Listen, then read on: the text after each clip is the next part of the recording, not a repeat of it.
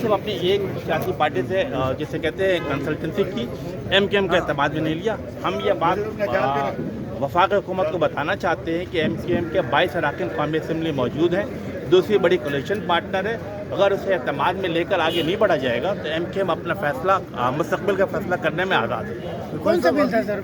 हाँ, देखिए ये मुख्तलिफ बिल थे, मतलब सिर्फ एक मखसूस बिल पे नहीं था, बल्कि हमने ये बाबर कराया है कि चूँकि MKM पाकिस्तान मुसलसल पिछले 2 साल से कोलिशन पार्टनर है और वफाकी हुकूमत की ज़िम्मेदारी बनती है कि जब भी कोई अमेंडमेंट लेकर आती है या कोई पॉलिसी डिसीजन करने जाती है तो वो यकीनी तौर पर जो ऐवान के अंदर दूसरी बड़ी सियासी पार्टी है जो कोलिशन पार्टनर है उसके एतमाद मिले।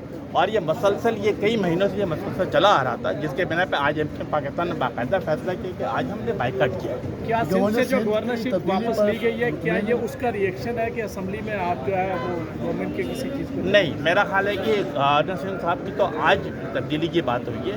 मेरा ख्याल आज से 3 दिन पहले भी MKM पाकिस्तान ने इसी ऐवान के अंदर बाइकआउट किया था। तो हमारा ये तसलसल है वफाकी हुकूमत को बताना है कि आप हमें टेकन फॉर ग्रांटेड ना लें, बल्कि आप बराबरी की बुनियाद पर हमारे साथ MKM के साथ बैठे, MKM के एतबार मिले, MKM के एतमाद मिले, ताकि कि जो जिसे कहते हैं कि पॉलिसी साजी में भी हमें शरीक करें ताकि हुकूमत एक अच्छे तरीके से स्मूथ तरीके से आगे बढ़े। गवर्नर सिंध की तब्दीली पे MKM मुतमईन है?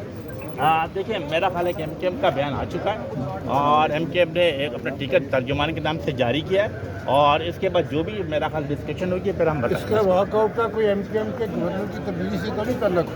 नहीं, मेरा ख्याल है कि आप सुलझे हुए आदमी, समझदार आदमी, चीज़ों को समझते हैं। हमने सिर्फ ये बात बाबर कराने की कोशिश की है कि MKM को मुस्तक़बिल करीब में तमाम पॉलिसी साजी में शामिल किया जाए। ख्वाजा अजहर हुसैन का भी कहना था कि ये पॉलिसी का हिस्सा है तब्दीली गवर्नर सिंध की। नहीं यार।